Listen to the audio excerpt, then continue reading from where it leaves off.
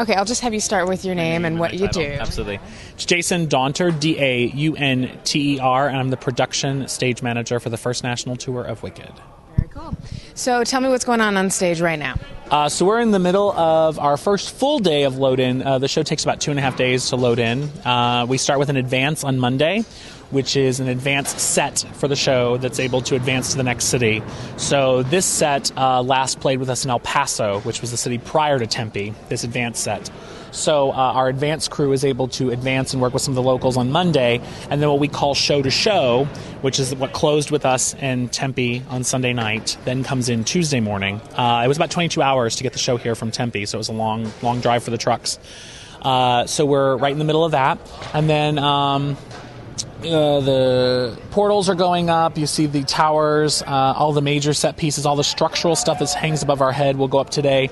By the end of the day, we'll have all the lights focused. The deck will be down, and it'll look like our show. And then tomorrow, Wednesday, we'll come in, and we'll finish up with little things like steaming. All the drops will be pulled tight. There'll be little minor focuses. The orchestra will have rehearsed, and then we'll do a sound check in the afternoon, and we'll open Wednesday night. This show is very magical. Maybe you could talk a little bit about some of the pieces, the technical pieces that come together to make this show, from an audience standpoint, so magical. It's a huge show, first of all, and when you're dealing with, Gregory Maguire's novel originally as the source material, you're dealing with Oz, you're dealing with a world that's not of what we're used to. It's not Portland, it's not New York, it's Oz. So there is a lot of magic in the show.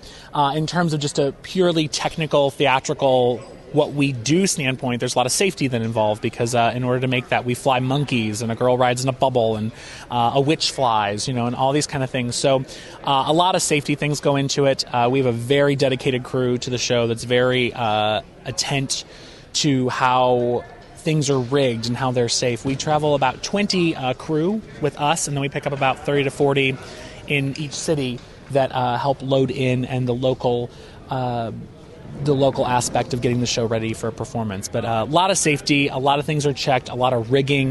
The costumes have certain harnesses built into them. We have certain safety contingency plans if something goes wrong, if the actors feel comfortable. Tomorrow, following our sound check, we'll do a little tech rehearsal where all of those major effects are actually rehearsed before the show, so all the actors feel comfortable with what they're doing. So I think when you start with safety being your number one concern, you're off at a good place from the get-go. What is your favorite part of the show from a design or technical standpoint? Is there something that whenever you see it on stage you think, yeah? I think overall, just the fact that I was with the New York show for 3.5 years on Broadway, and then to come back out on the road and just see that we make it happen night after night, but we're moving it. 14 semis are moving this thing across the country, and we're able to just make it look the exact same and fit it into these different spaces. And it's a huge jigsaw puzzle from day to day, but there's a sequence in the second act called the ballroom crossover. I think the way the design and the storytelling were set up from, Eddie Pierce to Ken Posner to Joe Mantello to Wayne Salento and all of them that just, created the show, Susan Hilferty with the costumes, it's seamless. The transitions are seamless. Audiences don't want to wait for the old school musical anymore that, you go to a blackout and you sit in black for, 30 seconds while some music plays and then the next scene happens. It's so seamless and the transitions are seamless. So it's very cinematic almost in its approach. The first blackout is, at the end of the first act. So the action does not stop for an hour and 30 minutes once the moment we start the show. So I think just that kind of storytelling, hearing how many people that, this is our third time in Portland, have still seen the show or haven't seen the show. There's still a lot of people that it's touching for the first time and experiencing theater for the first time. So you can't leave having a bad day on the show. 3,000 people are going to go crazy for it every night. The show's a worldwide cultural phenomenon. There's no question. Is there anything in particular that makes the show, whether it's lights or costumes, a particular moment in the show, or is it the combination of all these things? I think the thing about live theater, and especially musical theater, and the thing with this is that it's one of the reasons I love it and do it is it's a collaborative art. And it takes every single one of us, from the orchestra to the actors to the seamstress upstairs working on the costumes, to make the show happen. And Wicked would not happen without all of us. And there's been a real commitment it always starts at the top. There's been a real commitment from the producers that do not travel with us to make sure the show looks the same every night and it looks the same across the country, down to our crew who take such pride in making sure it's safe and it's ready, to our actors who are taught that this is how you do it and this is how you give to that audience. They might be the ones on stage, but they have a huge support team backstage that's just making that show also happen every night. And with my other two stage managers, I love the fact that we walk out the stage door every night and nobody knows who we are. And we were fairly integral to that show happening each night and making sure it looks the same as it did. Walk away and be like...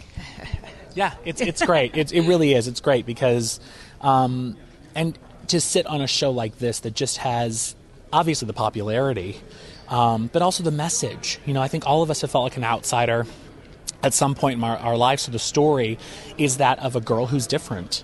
And, whether she's green or magical or what, it doesn't matter, but there's an issue that she's different and how it feels to be an outsider and what makes her different and what ends up making her a success in her life and the friendship she forges with someone who is an unlikely candidate for a best friend, so to speak. So I think that's the thing, is the message that it gets and what it touches people. And the story's timeless, and it touches people that it's ageless, really, and people that are not normal theater-going audiences. My stepfather, who is not a huge musical theater fan, was just amazed by how things worked and, wanted to know how the motors and all of that, was amazed by that and sat through it and was just amazed and seen it, more than once. I don't see a lot of green. I expect to see more green. No, that's actually a lot of the green in the show does come in with the lighting. There are very few set pieces that are actually green in the show. We have a curtain that plays in what's called the Wizomania sequence, which is a show the girls go to when they're at the Emerald City. And obviously our heroine is green. She's made up in green, and a lot of the costumes in the Emerald City are green. But a lot of the set is done through lighting when we go green. Could you describe it a little bit, maybe some of the major pieces, so people who are listening as they're driving or something can kind of get an image in their minds? Basically, when you walk in, you're looking at the Time Dragon clock. The whole show is sort of set inside the Time Dragon clock, and it represents kind of an image of what would be the wizard's propaganda in, the Emerald City, and what he was using at the time to sort of keep his message going and what was going on, with this terrorizing Wicked Witch, so to speak. So you have a lot of clock nuance, a lot of cog, a lot of machinery. It's been said before that there is no real magic in Oz outside of the green girl. Everything else is pulleys and smoke and mirrors, as the wizard says in Act 2. It's all just smoke and mirrors. So you see kind of a lot of that in this set. There's a lot of that being echoed in pulleys and cogs and clocks and time and all of this, because it's cinematic in its approach and you want the transitions to be seamless. A lot of computer automated scenery that's run by a computer that moves all the deck scenery back and forth and on and off. So those transitions can be seamless. We then incorporate that with some manually pushed pieces of scenery by our crew, which is actually quite fascinating. That when I first took over out here, I didn't know what was computer. I thought it was all computerized, and I was told some of it was manual. I was like, it looks really great. You can't tell the difference. So you're going to always have that image of Oswald, we call him, the Time Dragon clock, kind of watching over the whole show, and then nuances of towers and things and finesse that'll be playing in different scenes, but will come and go throughout the show.